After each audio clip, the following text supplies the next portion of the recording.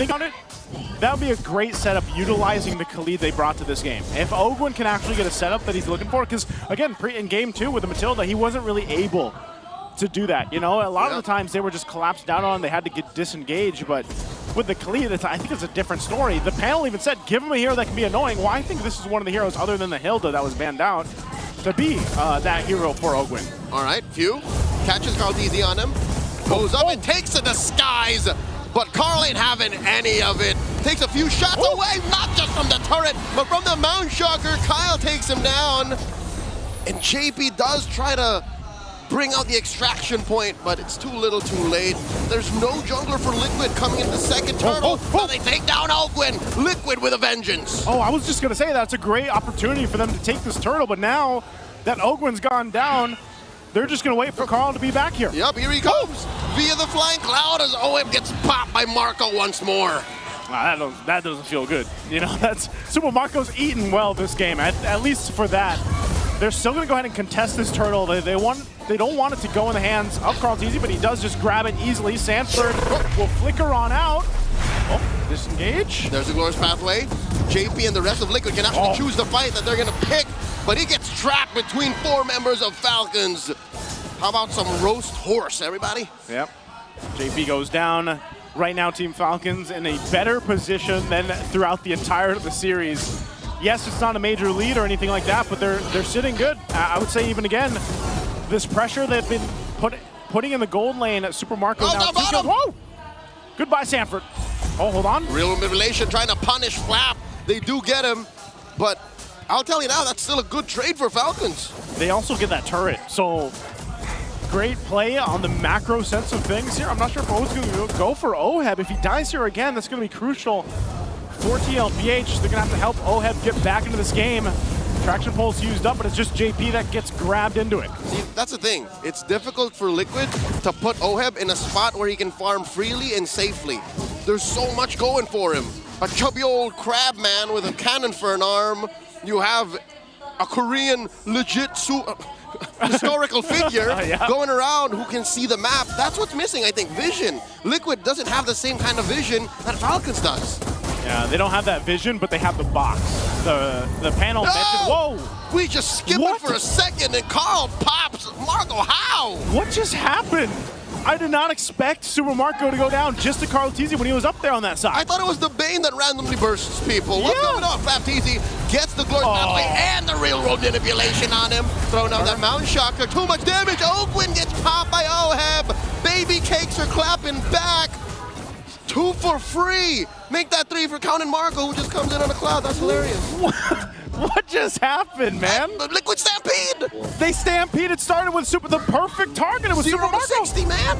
That's just what they do. And now this third turtle. Mind you, I think throughout the series, Carlteasy has all the turtles in his hands, man. He does? I think so. Literally. I think 6, 8, 9 in total. 9 turtles.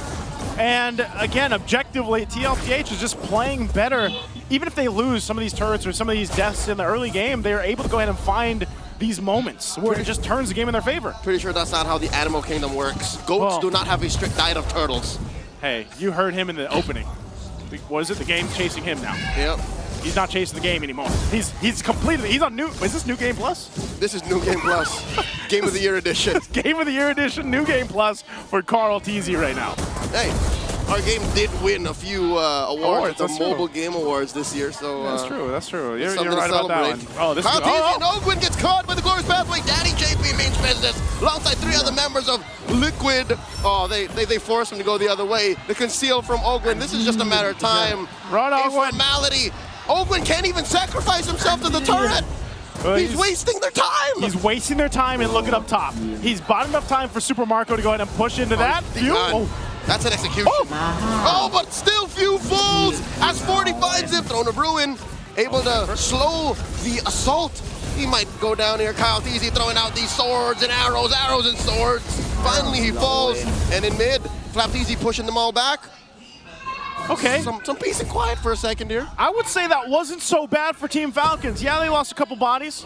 They were able to get the tier 2 up top. That whole thing that Oakland started, by let me tell you something, running off on his own. Yeah, bought him enough time to go ahead and at least get a turret. Now, in the grand scheme of things, is that going to change much? Right now, TLPH is still in that driver's seat. They're able to go ahead and control this because the Lord is coming up in about 15. It feels like it's slowing the inevitable. But if that happens one more time, if some way, somehow, Falcons shrink this 800 gold lead from Liquid and maybe take it up to their side, put it at about 2,000, 3,000, then maybe Marco can be once again that force of nature that gets them on the board.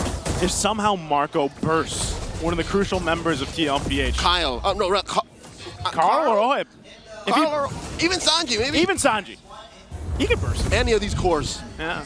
If he bursts, basically if he bursts anybody, that's a big help for Falcons into this Lord. I think they'll take their time though, because again, they were fighting into a box of Sanji. Sanji, with this whole Eve pick was highlighted in the panel of being deadly. Oh, whoa! Carl TZ here. Oh! Tango with death against two. And now Oheb barely alive. Mount Shocker, they know how low he is. They see him. Sanford throwing him Rowan, but it's not enough to stop Falcons from taking him down. Few falls, no trades for Liquid, and it's just a free pickoff. Liquid overextended. Man, a whole lot was thrown there. Ogwin is on that side. I don't know if they're going to start the Lord off of that. It was only Sanford that goes down. He'll be up in 12, and remember, this is Flying Clouds. So we can join in this fight, but it looks like they're going to try to at least blitz it a little bit. Oh no, TLPH is back for this fight. They want to wait for Sanford to be up. They drop down the pathway. Lord is very low. Kyle DZ secures, and the arena goes wild. Kyle gets popped by Carl. Carl DZ looking to survive, and he will. Only for a second more. An amazing sandstorm by Ogwin, plus a deadly catch by Marco. And now it's just Sanford left. 40's holding on against three members of Falcons. This is nigh impossible to win. But he might take down SuperMarco, but he won't. As Marco spits on that thing, it's a wipeout. It's a wipeout that Team Falcons needed. And my God, what a raging sandstorm from Ogwin to set that thing up and capitalize on what Team Falcons did. Falcons used Carl TZ's anger and vengeance and forced him to overextend, equal to the rest of Liquid overextending, and then they caught him with that ult combo. They got him, man, and you're seeing it. This is the switch. This is the draft. And I'm talking about the gust of wind that these Team Falcons needed here. It's, again, it's a step in the right direction. It's not going to win them the game just yet unless somehow they're able to get the right targets down. This Lord is making its way towards the base of TLPH. And they're going to try to hold it here. They drop down the Glorious Pathway. But where do they go? Deadliest Catch drop down too. They're going to clear out that Lord. Takes a couple hits on the turrets, but they maintain the top and mid turret. It's damage control mode for Liquid. As for the first time in this whole series, 3 games in, they are down 3,000 gold. And they're staring down Falcons push across all 3 lanes. I'll tell you now, Joseph, looking at a Bane on the opposite side, looking at it at 6-1 and 2, it's not a good feeling. It's not, man. It's scary. Especially when he's waddling in front of you, man. And if you get to see him on a cloud, even more so, is it devastating. Crabs aren't supposed to be that high up in the sky. That's how God meant him to go. I've been asking for this since the regular season. I wish we had a Bane cam. Oh my God. You know? Dude. Sky Piercer on the Bane. I wonder how many stacks he has. Are we able to check how many stacks the Bane has? Minimum 4. Minimum 4. Minimum 4. Dude, he's got the... Oh, and he just got the wings. So he's even faster now. And shielded. A little more sustainable. As if the single click on the ale wasn't enough. Yeah, he's a little more chunky now, I'd say. You know? He's this all is, tummy. Yeah, this is... I don't know. Oh, passive push up top too? All right, Liquid answers back. All right. What can TLPH do here? I mean... As much as I gotta say it's looking a little dicey for TLPH, you can't count them out. Just like we were saying that in the previous game with Team Falcons.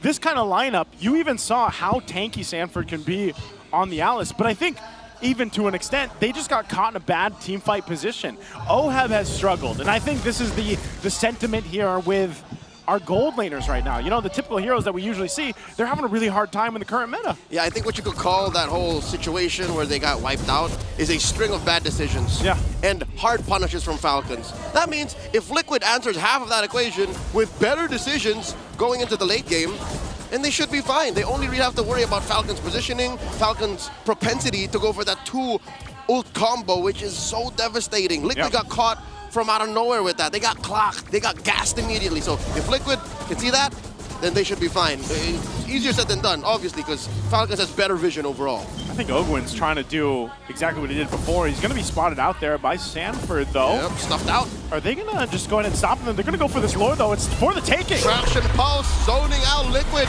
Sanji Falls didn't even get the use of most of that real-world manipulation. Sanford. Sanford comes in, taking down Marco. A huge shutdown for the Apex Predator. He's still alive, but just barely as Kyle takes him out. Oh, 2 no. for 1 to trade. Ogwin wants to get to the back line, taking down Oheb, but the Filipino sniper survives. In comes Carl TZ. Suddenly, Falcons are so chunky, even a Lancelot can't put a dent on him. Ooh, that could have gone way worse if Oheb went down too, but man, Sanji deleted in that fight. They lost a ton of damage on the profile here for TLPH. And for Team Falcons, they're walking in with this next Lord toward the base. More than just damage, I think it's the utility. It's the box that Sanji provides that was so important for Falcons to find and to neutralize. Oh my God, Carl TZ put down 1/8 of his health. That was scary. Yeah, he's got to go back, heal up there. Dealing with this Lord. They do have the waves cleared out, though, so they'll be able to clear out the Lord. They lost another base turret. They're trying to hold on to this bottom one. They'll post up around it, and they should be able to maintain this last base turret unless Team Falcons decides to do something, and they won't. This is not how Stallions are meant to live. This is not their natural habitat. A closed-off space just inside your base where Falcons cordon off, where you're allowed to roam. They need free range. They need a lot of land mass. And Liquid are denied that. Falcons are up 5,000 gold. I'll tell you now, worse than the amount of gold is, again, the lack of vision and effective space to move around. That's why Ogwin is capable of finding Oheb so easily. Yeah, like I said, this is a tough game for Oheb. You know, you can see he's got some items, but he's not going to have any stacks, or literally no stacks at all in the Skypiercer, but also... He owes stacks. Yeah, and he doesn't have the defensive items he needs either to withstand that. He's literally relying on his dash and the flicker. But that's the thing. Would you build a defensive item on a Granger in this case? Yeah, because you're still lacking damage. Is there... All right, this is rhetoric, but is there enough damage on Carl DZ to scare Falcons? I tell you now, no. No. He's been puncturing through dudes for the better part of the past 5 minutes to no effect. And that's what I'm saying, man. Hold on, Sanford, okay. That is the Mountain Shocker and the Traction Pulse already. Okay, so Liquid standing their ground, forced out 2 ults. They forced out 2 ults. I think if you look at this too, again, this is one of those situations where TLPH is in that position where we need those items, and by that I mean especially on Sanford and especially on JP to go ahead and tank up a lot of what's being thrown at them. But even so, if they have those items, it's also protecting Oheb. A SuperMarco can appear from anywhere. So Oheb, the problem, like, put yourself in Oheb's shoes. He's got to keep his head literally on a swivel, man, like 360. He's got to look for Ogwin and SuperMarco. They can appear from anywhere. He needs more than a third eye. He needs a 4th, a 5th, a 6th. Yeah. There's so many things coming at him, and he's the only real reliable source of damage, because Carl DC has to think of the retribution too. See, a lot of these wipeouts, they happen pre or post Lord, because they come from that moment, that singular need. I mean, if you really think about it too, Leo, like, even Sanji, if he sets up the RWM, he's like a sitting target. Like, he might be, like, he's not getting the full use out of his RWM in a lot of these fights. Not in the last Lord. Mountain Shocker coming in. Kyle TZ sees all of them. Oh, look at Ogwin posting up. Oh, I don't know if Oheb knows. Did they get information here? Sanji and Oheb both there. Ogwin going for the back. Glorious Pathway dropped in. Kyle TZ secures and look at the back. Ogwin totally misses as Oheb dashes on out. Sanford taken out. Oh, they survive. Oh! And in comes Marco. Carl TZ. Oheb and JP retreat for the price of the Lord. This is not worth it.